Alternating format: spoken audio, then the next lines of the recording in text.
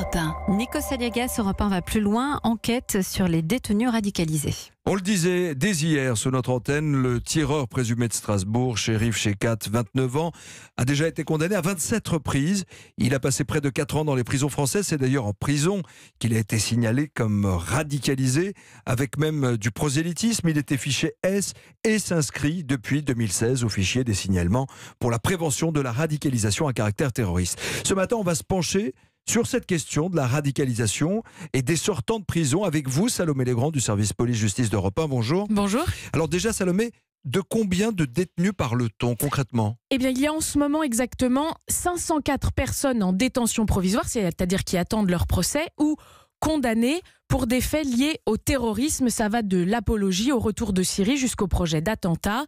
Il y a également environ 1000 personnes écrouées pour des faits de droit commun, braquage, violence, escroquerie, trafic en tout genre, et qui sont susceptibles d'être radicalisées. Parmi elles, 300 doivent sortir de prison l'an prochain. On va y revenir tout de suite. Mais attention, dans chacune de ces catégories, il y a des profils très inquiétants et d'autres beaucoup moins. Mais comment on le sait ?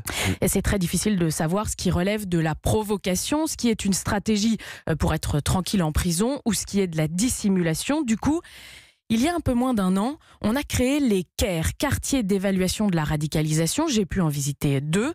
Pendant 4 mois, les détenus sont scrutés. Ils ont des entretiens avec des psys, des éducateurs, des surveillants dédiés. Ils peuvent être sur écoute, parfois même par des équipes arabophones. Et à l'issue, 3 possibilités se dégagent. Pour un tiers, les moins dangereux, c'est le retour en détention classique avec une surveillance attentive du renseignement pénitentiaire. Pour les autres, on a encore là 2 profils. D'un côté, les plus prosélytes qui sont placés dans des quartiers à part. Il y en a par exemple un à L'Isle-à-Neuillen ou bien à Condé-sur-Sarthe. Ils sont entre eux pour éviter qu'ils ne recrutent les autres. Ils représentent un tiers aussi.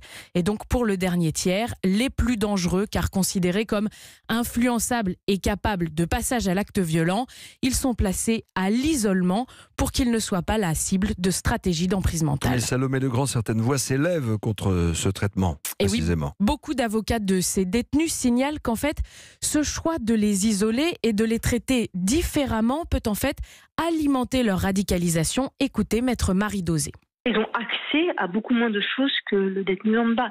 Par exemple, ils ne peuvent pas travailler. Parfois, ils sont dans un système d'isolement. Il manque aussi une contradiction digne de ce nom, leur nature religieuse. On essaye de les isoler des autres, et donc on s'enferme en soi-même. Et donc on s'enferme dans le pire de soi-même, puisque on est figé sur l'infraction qui nous est reprochée. Je constate que c'est complètement contre-productif. On crée de la défiance, de la colère et de la... De la colère et de... J'ai pas entendu la fin de l'interview, mais c'est pas très grave. Mais bon, la réalité, c'est qu'ils vont sortir un jour ou l'autre, certains même dès l'an prochain. Et là, on fait quoi, Salomé Legrand ? Eh bien, donc, comme je vous le disais, 300 détenus de droit commun signalés comme radicalisés vont sortir, c'est-à-dire le profil du suspect de l'attaque de Strasbourg. Sortiront aussi une petite cinquantaine de condamnés pour des faits liés au terrorisme et qui ont purgé leur peine. Tout un arsenal judiciaire de suivi est prévu, par exemple des bracelets électroniques géolocalisables. Mais ce qui est le plus important, Nikos, c'est la circulation de l'information. C'est pour ça que le renseignement pénitentiaire est devenu un vrai service de renseignement avec les mêmes habilitations, les mêmes exigences pour pouvoir échanger d'égal à égal avec la DGSI, par exemple, et assurer la continuité du suivi, faire en sorte que la détention ne soit pas une parenthèse.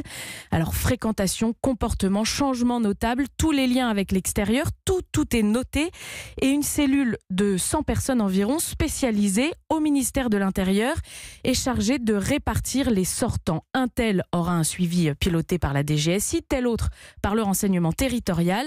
Et ensuite, c'est au niveau départemental, sous l'égide du préfet, qu'on va décider d'intensifier ou de ralentir les surveillances. Mais quand on sait que ces services suivent déjà une grosse moitié des 20 000 fichés au titre de la prévention de la radicalisation terroriste, évidemment, il est impensable et matériellement impossible d'avoir une surveillance de chacun 24 heures sur 24. Analyse et reportage très intéressant avec vous, Salomé Legrand du service police-justice d'Europe 1. Europe 1 va plus loin, c'est tous les jours à 7h20.